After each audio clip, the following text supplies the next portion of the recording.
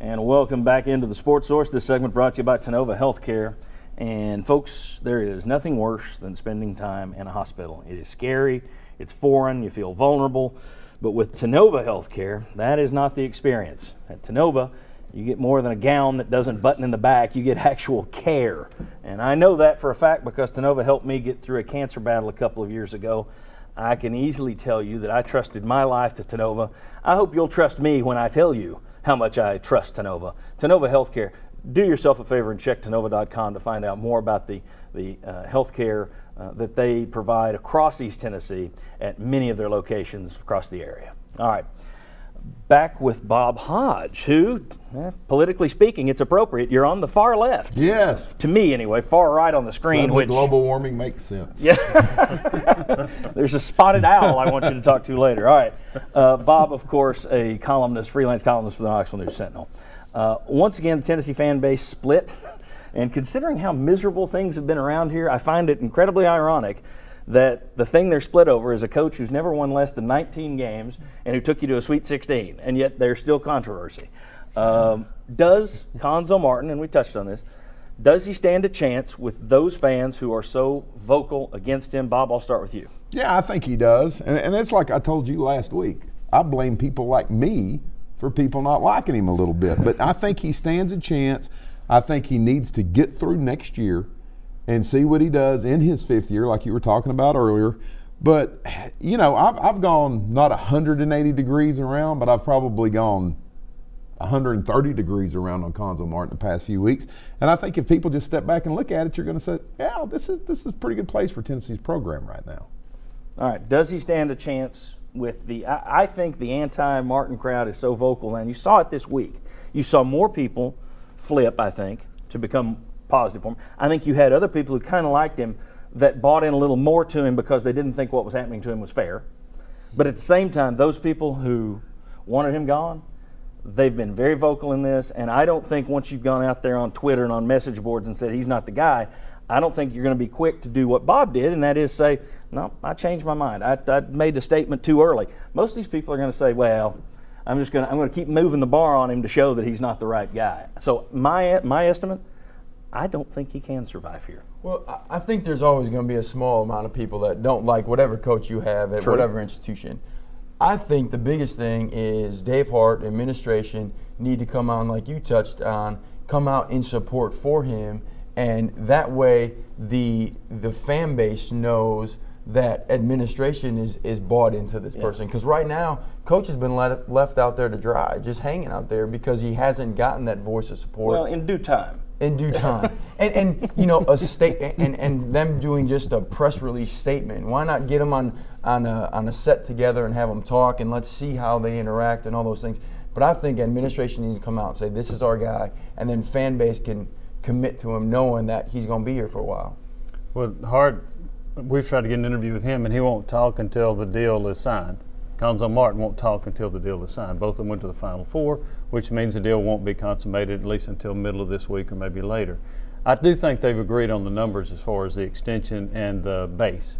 There may be some other things they're haggling over, but can he survive next year without Stokes? And I don't think Stokes is coming back. I don't think they're an NCAA tournament team, so the same people that were railing on him are going to come right back and say, see, told you so. Yes. That's what's going to make it tough on him. If you give him that extra year, and in the fifth year he comes in with some of these recruits and they end up being pretty good players, then you got a shot at having an extended stay at Tennessee. But I don't think a lot of the fans I don't think they're as many as reasonable as you. I think a lot of them dug in. I'm not a very say, reasonable person. Well, there you go. Well, I'll tell you one thing, though, about this. I think one of the reasons, and you were talking about the people, the anti-Cuonzos have dug in, one of the reasons they've dug in, they're disappointed. They smelled blood and water 3 weeks ago or 4 weeks ago. They thought the guy was going to lose his job, and now it looks like he's staying. He may end up getting a 3-year extension, 2-year extension, whatever it is, and that makes them even angrier than they were before. I mean, that if you weren't sitting there and your expectations had been raised that he's going to be fired, then I think maybe you come down a little bit. I've heard so many people, and this tells you where they stand. He's a terrible coach. He's an average coach.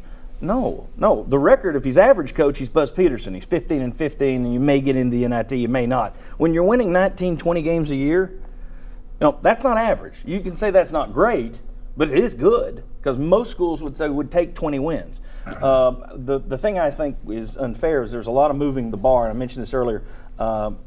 When they got in the tournament, it's like, well, you're not really in the tournament. You're in that play-in game. And that was a fluke that they wound up in the play-in game. They were actually seated above that, but they didn't want to send Dayton there.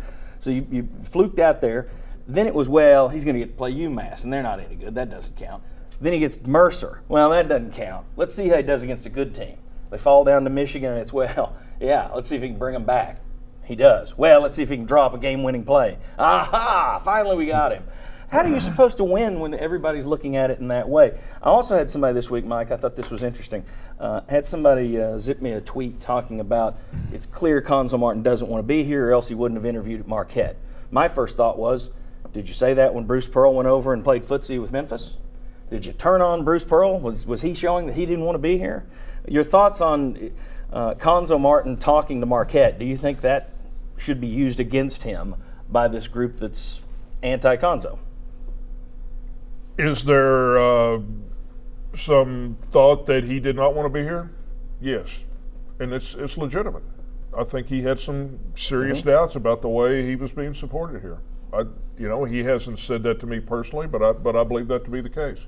I agree with Mike, but here's the thing. But I don't use against him. Right, because what kind of support was the administration showing? What did Dave Hart say? See, I think Dave Hart could have come out and said something. Others disagree with me because they say, well, if he did and he had to fire him, you didn't have to come out and say he's 100% our coach, but you could say Cuonzo Martin's our coach. We appreciate the many good things he's done on and off the court, and we look forward to a run in the tournament. And by the that's all you got to say. And by the way, Bruce Pearl is not going to be our coach. That's all you got to do. But that didn't happen. Didn't happen. No, and see, the thing is, all these coaches, he just played the game like every other coach out there. I don't see how anybody can be mad at him. Another thing that started floating around this week, I'll tell you, I don't doubt it. But a lot of talk that Bruce Pearl was kind of working some of the boosters behind the scene to replace Cuonzo Martin back during January and February. Who believes that? I do. I do. I do. I didn't raise my hand, but I do. You're thrown sitting on the left side of it. Everybody here believes that he was working the boosters to get that job back. Yes. Okay. What were you going to say? Well, I was going to touch on, I just think that that's the way college athletics are, is because fan bases, their expectations, all of a sudden you make it to a Sweet 16, well, now you need to get to an Elite Eight. Florida's make it to 3 straight Elite Eights, now they can't make it to the Final Four. So that's why you see more coaches doing what Buzz Williams did, and expectations get too high at Marquette. It's like, you know what, I'm going to beat them to it, and I'm just going to get out of town, go start over, get a new 6-year deal, and beat them to it. And that's what, there's no problem with a coach looking at other opportunities. Stay one step ahead of the posse. All right. When we come back, a little football talk. Get past basketball here for a second. Talk football. UT held a semi-scrimmage yesterday. The orange and white game coming up this weekend. What are we hearing? What's it look like over there at Tennessee? Quarterback situation, the line play. We'll discuss. Come on back on the Sports Source.